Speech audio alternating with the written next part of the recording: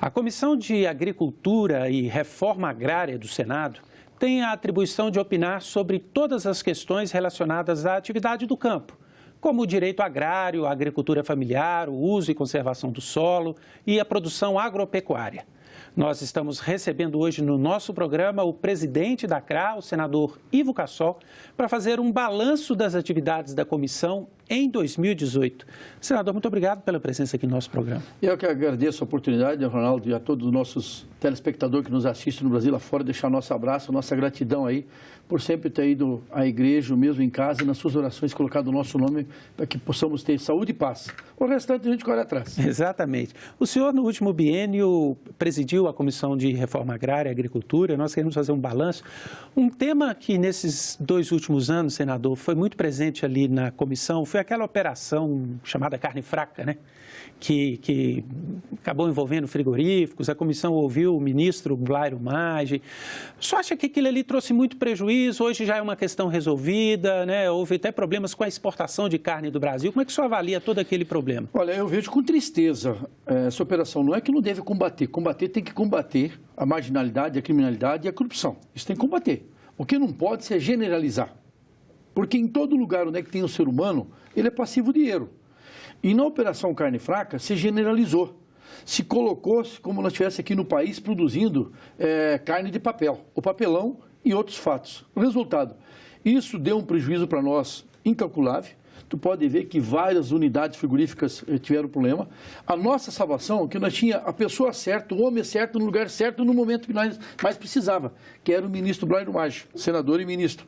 A sua credibilidade de conhecimento a nível mundial, ele foi em todos os países e junto aqui no Brasil também foi nas unidades e provou que 99% daquela operação, na verdade, não podia ser feito daquela maneira que foi feito. Então, muitas das vezes, o que tem acontecido aqui no nosso Brasil? Tem se dado um tiro no pé. E não está se pensando na nossa economia num todo. Então, o que devia ter feito na operação? Era ter pego aquele frigorífico que, na verdade, cometeu a irregularidade e aquele fosse punido. E não colocasse na mídia como se todas as unidades frigoríficas, a maioria, estivesse comprometida. E isso acabou dando o quê? Um prejuízo incalculável para o Brasil. Quando você coloca, mas teve gente que perdeu emprego, o pessoal teve prejuízo, era frango que estava no meio do caminho, era carne que estava no meio do caminho, que o pessoal, os países começou a devolver, ou chegava lá e estava combinado por queria só pagar a metade. Então, infelizmente, essa operação Carne Fraca, ela foi mal sucedida. Então, portanto, eu acho que os órgãos responsáveis por esse tipo de operação, eles têm que ter uma responsabilidade ampliada, especialmente, Ronaldo, no momento quando vai generalizar. Então, nós não podemos, em momento algum, generalizar. Não podemos dizer, é igual falar mal do político, é fácil. Mas nem todo político é bandido, nem todo político é corrupto. Vai falar mal do advogado, falar mal do outro profissional, ou de qualquer área do comercial, vai falar de sonegadores. Todo mundo é sonegador? Não. Então, nós precisamos separar o joio do trigo. E esse tiro que foi dado, nós demos um tiro na nossa economia, nós demos um tiro no nosso coração. Essa operação foi dando um tiro no coração do povo brasileiro. Então, portanto, nós criamos um fato a nível mundial para, infelizmente, inviabilizar o nosso produto para colocar nos outros países. Senador, um outro tema que a CRA discutiu muito nesse período foi a questão do endividamento dos pequenos produtores do Fundo Rural. Houve até uma reunião muito grande da comissão aqui com produtores, né, que não tem tido condição de fazer o plantio, não tem tido condição de fazer o pagamento dessas dívidas. Como é que o senhor avalia toda essa questão do Fundo Rural e o prejuízo que, porventura, isso traga para os pequenos produtores brasileiros? Olha, nós temos um conceito e uma concepção muito simples. Eu também sou produtor, sou pecuarista. E quem foi conseguir eliminar para não pagar o Fundo Rural não fui eu. Quem foi o frigorífico. Então, portanto, aqueles que foram buscar na justiça uma liminar para não pagar o Fundo Rural, que são responsáveis pelo débito. E isso, graças a Deus, nós conseguimos colocar na lei, na medida provisória, e ao mesmo tempo dar pelo menos guarita para os pequenos e médios produtores, os grandes produtores, que, entendeu, produziram o seu produto, ou industrializaram, e foram vender quando venderam, e ao mesmo tempo foi descontado. E quem descontou foi as unidades frigoríficas ou outros locais e eles tiveram o benefício do Fundo Rural. Então, portanto, quem é o devedor são essas indústrias, essas empresas. Foi isso que foi colocado na lei. Então, portanto, os pequenos produtores que estavam preocupados, que iam ter que desembolsar, pagar essa conta, automaticamente eles não foram beneficiados pelo desconto do Fundo Rural. Quem foi beneficiado foi a indústria. Houve uma polêmica muito grande, inclusive, que os órgãos de imprensa diziam que havia ali um perdão, né, no momento em que o país vive uma situação fiscal complicada. Mas o senhor entende que não foi bem isso? Olha, eu vou deixar bem claro. Muitas das vezes a imprensa joga contra o próprio país nosso, contra a nossa própria economia. Eu fui prefeito e fui governador. Quando você está dando um incentivo fiscal, você, na verdade, você não está contemplando ninguém. Você está ajudando a economia que em algum momento não foi bem. E é melhor você receber o principal do que você não receber nada. E o que a imprensa coloca a nível nacional? Olha, está dando tantos milhões de isenção de multa, mas multa não é imposto. Multa não é imposto. Juro e correção monetária, com a Selic quando estava 15%, um juro absurdo do jeito que se aplica aqui no Brasil, isso não ajuda o país em nada. Então, o que nós precisamos? E quando nós fizemos o refis aqui, como nós também fizemos aqui a renegociação da dívida do Fundo Rural, foi dar condições para que essas empresas, as pessoas pudessem, entendeu? A partir daquele momento para frente, a poder assumir um compromisso e pagar os seus impostos principal. Nós, recebendo o principal, já está de bom tamanho. Você imagina, o nosso cidadão que está me assistindo você, Ronaldo, nesse instante, tem IPTU atrasado. Você acha que ele atrasou o IPTU porque ele quer? Tudo bem que no meio dessa história tem algum pilantra, algum nocego, algum sem vergonha, que não quer pagar de jeito nenhum. Esse tem a justiça aí para resolver. Mas muitos teve problema de doença, problema da firma, teve problema de dificuldade. Enfim, no meio do caminho, do percurso, eu falo isso que quando fui governador, eu fiz o refis no meu estado, quantas empresas nós conseguimos salvar? Que continuou mantendo, os pessoal são gratos até hoje. Então é isso que nós precisamos. Nós precisamos colocar na cabeça que quando o Senado, o Congresso, está fazendo uma aprovação de um projeto de lei, de um refis, ou do caso do Fundo Rural, ele não está dando desconto para ninguém. Esse momento ele não está cobrando a multa. Mas a multa não é imposto. Então é muito melhor você ter um passarinho na gaiola do que 10 voando. Eu sempre falo isso. Senador, a Comissão de Reforma Agrária e Agricultura discutiu em muitos momentos a questão da infraestrutura logística hoje das nossas estradas, que acaba afetando diretamente os produtores, tanto os grandes quanto os pequenos. O senhor entende que esse é um dos problemas que nós temos que enfrentar hoje no país? O nosso grande gargalo é a espinha dorsal brasileira quebrada. Hoje, quando tu vai falar de uma rodovia, você fala em privatizar. Um país que não dá conta de manter uma BR-365, 364, igual a nossa de Rondônia, que tem que privatizar, me desculpa. Um governo federal ser gestor de folha de pagamento não dá para aceitar. Eu fui prefeito, fui governador. E quando fui governador de 2003 a 2010, eu tinha as melhores estradas do Brasil.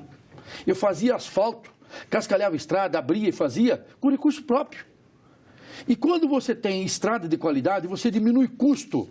Tu diminui o custo da operação, você dá mais chance para o produtor vender melhor seu produto. Porque esse custo, no final, está embutido. E quando você pega toda a nossa estrutura logística do país, infelizmente ela encarece 30% do nosso produto. E muitas vezes nós perdemos a competitividade com os outros países.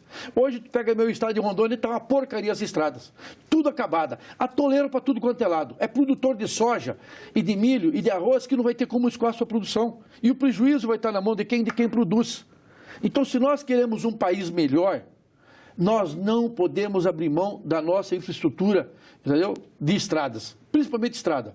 Porque a questão, entendeu, de ferrovias, nós infelizmente estamos capenga ainda. Mas não dá para investir nisso também, senador? Dá para investir, porque há projetos de mas aí não parados, tem interesse do governo federal e quer que anda, passe tartaruga por causa da indústria de caminhão, por causa da indústria de autopeça.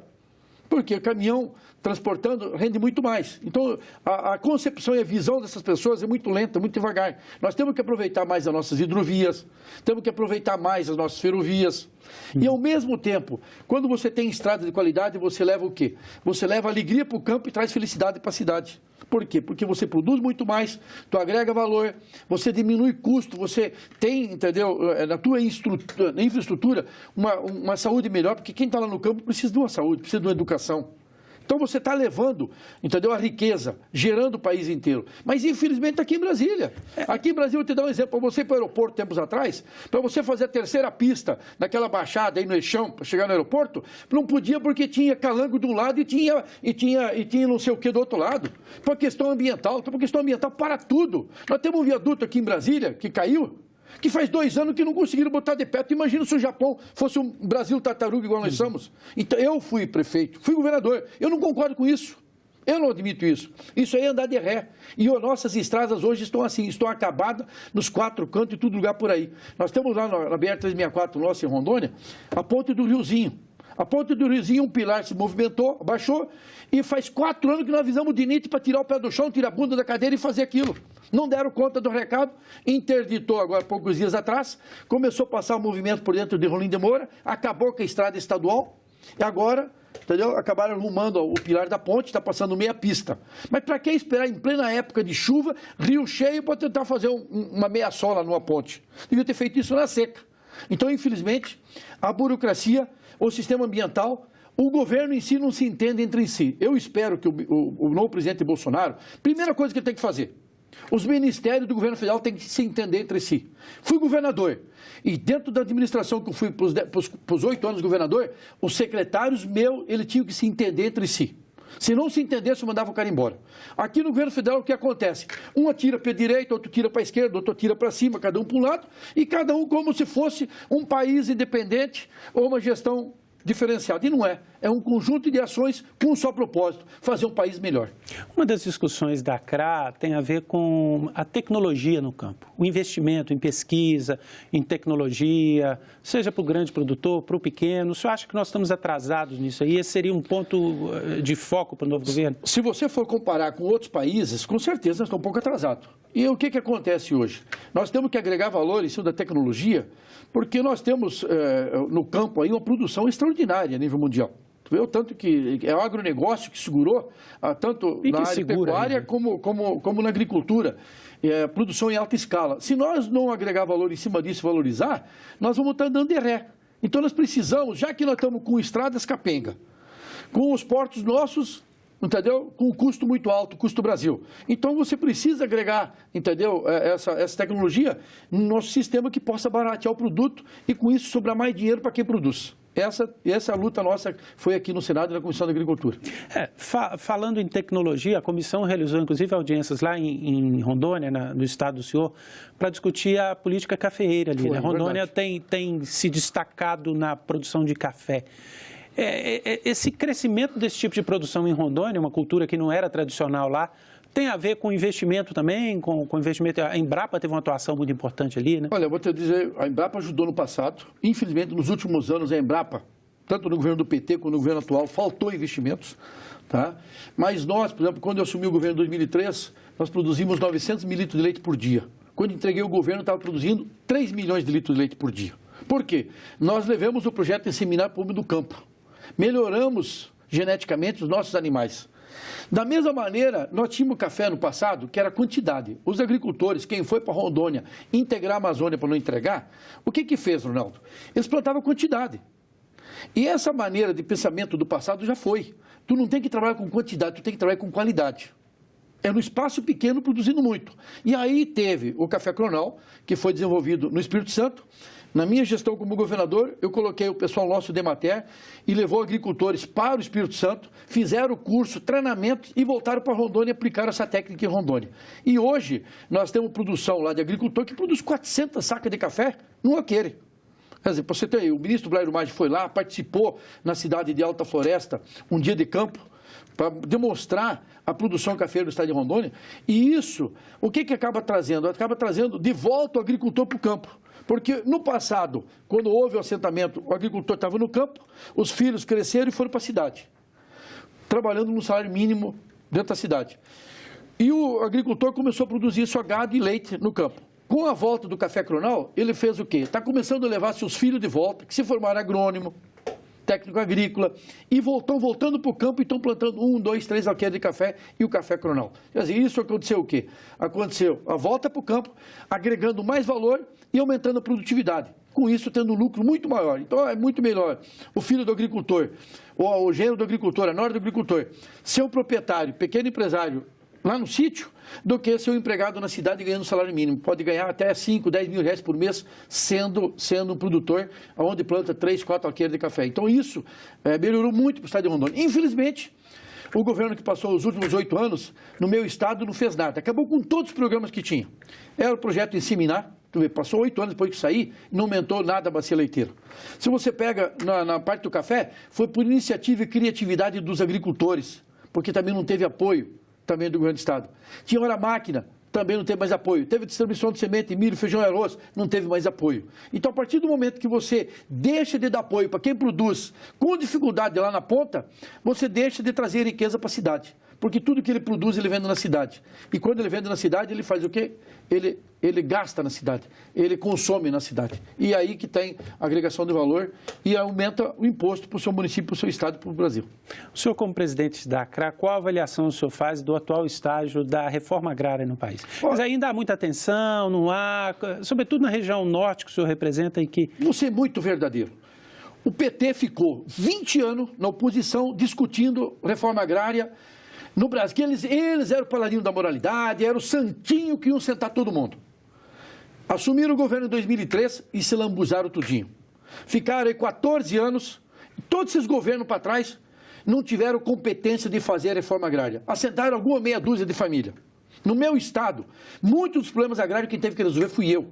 Eu ia lá no conflito agrário, na terra que estava o problema, e negociava com o proprietário e ele dava uma parte da terra, como tem na região lá de Alvorada, na região do fundo de Brasilândia, que a gente foi lá, fez um acordo entre os chamado poceiro, que estavam lá há muitos anos, e a gente conseguiu resolver. E o que o governo tentou fazer? Tomar a terra de quem estava produzindo, botando algum defeito na documentação, quando era muito mais fácil chegar, indenizar e assentar. E as poucas famílias que assentaram, ainda não tem estrada, muitas delas, e quando teve agora, teve estrada, teve escola, depois de 5, 10 anos assentada em cima, isso é absurdo. É tão fácil fazer. E outra coisa, fazer reforma agrária, gente, já que estão contra o desmatamento da Amazônia, quer fazer um assentamento? Começa a botar essas famílias em redor dessas grandes cidades. Faz um cinturão verde. Esse cinturão verde, para poder agregar o quê? Agregar mão de obra. Em vez de você dar 100 hectares para um agricultor na Amazônia, dá 2 hectares ou 2 alqueires, 1 alqueire, encostadinho da cidade. Ele vai produzir o quê? Ele vai produzir cenoura, chuchu, batata, abobrinha, vai produzir tudo em redor, vai produzir fruticultura em redor. Aí você está agregando valor e vai ter a mão de obra, entendeu, mais sedimentada junto com isso. Aí seria uma reforma agrária na altura, porque o que a pessoa que está lá esperando? Ele quer o quê? Ele quer estrada, ele quer escola. Em muitos dos lugares que o pessoal, por exemplo, na Amazônia ocupou, ainda são considerados como invasores quando eles enfrentaram mata, doença, bicho, enfrentaram tudo. Quando tinha que dar um título de herói para os nossos rondonienses, igual lá na União Bandeirantes, igual na região, entendeu, lá de Fernando Bom Futuro, que nós temos pessoas lá na região de Buriti e na região do Machadinho, não. Ainda o pessoal ainda são tratados como bandido. Então o governo federal não tem competência nem de fazer a reforma agrária adequada, tinha o INCRA que fazia a regularização, desestruturaram o INCRA, deixaram o INCRA parado por 10, 12, 14 anos e criaram o Terra Legal. Mas criaram o Terra Legal e não criaram a regulamentação. A regulamentação veio agora o Michel Temer fazer no mês de fevereiro, março desse ano. Então isso é absurdo. Infelizmente, aquilo que falei antes, o governo federal tem uma estrutura de uma secretaria, do ministério contra a outra, disputando espaço quem faz menos. E aí, essa reforma agrária é tão falada a nível nacional, e por que a esquerda não tinha interesse de resolver o problema da reforma agrária? Porque nessa concentração, entendeu, próximo às áreas, essas famílias com parada na beira da estrada, desses acampamentos, seria como massa de manobra, e ter benefício em época de eleição, dando uma cesta básica para essas famílias. Isso está tudo errado. Então, você quer regularizar, quer fazer, chega no proprietário, em vez de querer tomar a terra dele, quanto que está valendo a terra aqui? Está valendo 10? Não, nós vamos pagar 5. Paga logo, desapropria e dá um pedaço pequeno para que ele possa produzir. E não da maneira que está hoje. Hoje, resultado, joga o cara no meio da Amazônia, não tem estrada, não tem escola, não tem luz, não tem nada, e, ao mesmo tempo, tu podia botar ele nesses grandes centros, perto desses grandes centros, para poder produzir em escala, para fortalecer, para fornecer para essas grandes cidades tudo que você tem aí onde agrega valor. Tudo que é coisa que agrega mais valor que você plantar aí cenoura, plantar a cebola, tem todas essas coisas que você agrega valor, agrega mão de obra do agricultor. Aí não. Querem botar o cara no meio da Amazônia, dar 100 hectares e quer deixar o cara derrubar só 20 hectares. Não vai ter desmatamento ilegal mesmo. É isso que está acontecendo hoje. A agricultura familiar, senador? Ela é extraordinária. A agricultura familiar é fundamental. Ela contribui para o desenvolvimento e o progresso e geração de emprego e renda como se nunca viu. Mas por conta própria. A questão da regularização fundiária, por exemplo, quando eu falei do terra legal do INCRA, quer dizer, quantos agricultores nós temos no Brasil, no Mato Grosso, Rondônia, no Pará, que não tem o documento da terra para poder ir no banco pegar um financiamento? Para poder comprar e melhorar o seu gado. Essa regulamentação que foi feita ainda no último ano agora do governo Michel Temer, né, do Terra Legal, ela não resolveu a questão? Em que pé está isso? Eu vou te dar uma ideia. De 100 resolveu 3%. Mas por quê? 2%. Porque, infelizmente, faltou regulamentação. A regulamentação veio no começo desse ano. Muitos estados, entendeu? O Terra Legal no estado, a equipe que está na frente é incompetente. Entendeu? Tem que ter gente com conhecimento para botar a coisa para andar. No estado de Rondônia mesmo não foi diferente. Os caras sentam em cima, trava.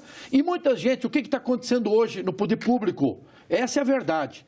Nós temos muita gente e mais gente só pensando em fazer concurso público. Porque quer uma estabilidade. E se tu pegar todos os órgãos públicos, está inchado. Está inchado. E aí, resultado, cada um, entendeu? Dificulta para poder valorizar seu trabalho que está lá dentro.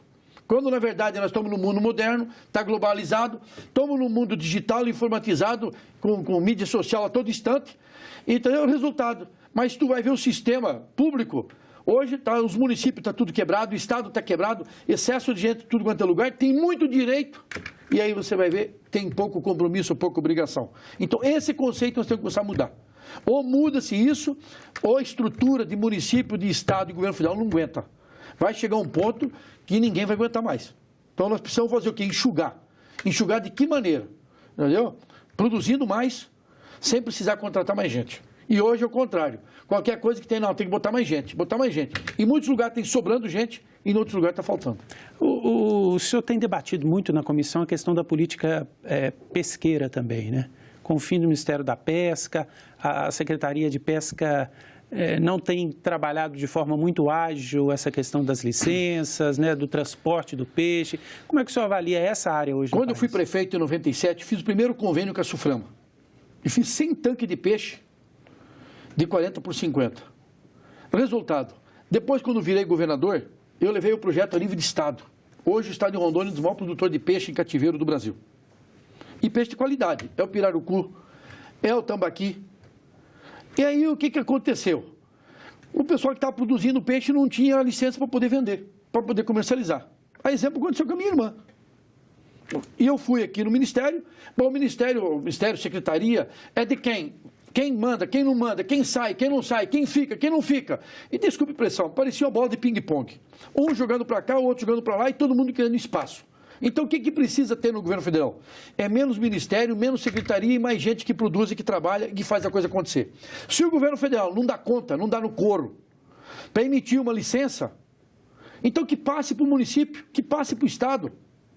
E quem pode fazer a fiscalização do tanque de peixe é o município, lá na ponta. Ele que pode, com licença ambiental, esse convênio pode ser feito. E não o governo federal centralizar. Eu fui atrás disso, denunciei na comissão, fizemos audiência pública e o secretário nacional da pesca veio aqui com nós, a Comissão da Agricultura, simplificou depois, falou, não, você tem razão, vamos fazer um convênio. Mas até esse hora de fazer convênio, ficou 6 meses o pessoal, desculpa a expressão, voando, né? Tá? O pessoal com dificuldade para poder comercializar o próprio produto. E aí quem perde é o produtor. Senador, muito obrigado por participar aqui do nosso programa, fazendo esse balanço da comissão. Eu quero agradecer essa oportunidade, Ronaldo, se me der a oportunidade de terminar aqui e deixar aqui a todo mundo do Senado Federal, a minha equipe da Comissão da Agricultura, a minha equipe do gabinete, em nome do Marcelo, em nome do Júnior, em nome do Sandro, do Marcos, da imprensa, a todos os nossos parceiros, companheiros, nossos colegas senadores, a vocês que nos acompanharam esses 8 anos, eu só posso dizer obrigado de coração. A nossa luta aqui foi intensa, foi grande. Estou de volta à minha atividade no meu estado de Rondônia, mas com certeza vou estar lá de olho aberto para acompanhar passo a passo, porque o Brasil não para, Rondônia não para, e meu Rolim de Moura, minha Santa Luzia, a nossa região lá, continua crescendo, desenvolvendo e fazendo cada vez dias melhores. Obrigado e um abraço. Bom, esse foi o balanço das atividades da Comissão de Agricultura e Reforma Agrária aqui com o senador Ivo Cassol. Se você quiser rever, baixar ou compartilhar esse programa, acesse a página do Senado na internet, senado.leg.br/TV, ou o canal da TV Senado no YouTube. Para fazer comentários, críticas ou sugestões, ligue de graça para 0800 61 22 11. Obrigado pela companhia e continue com a nossa programação.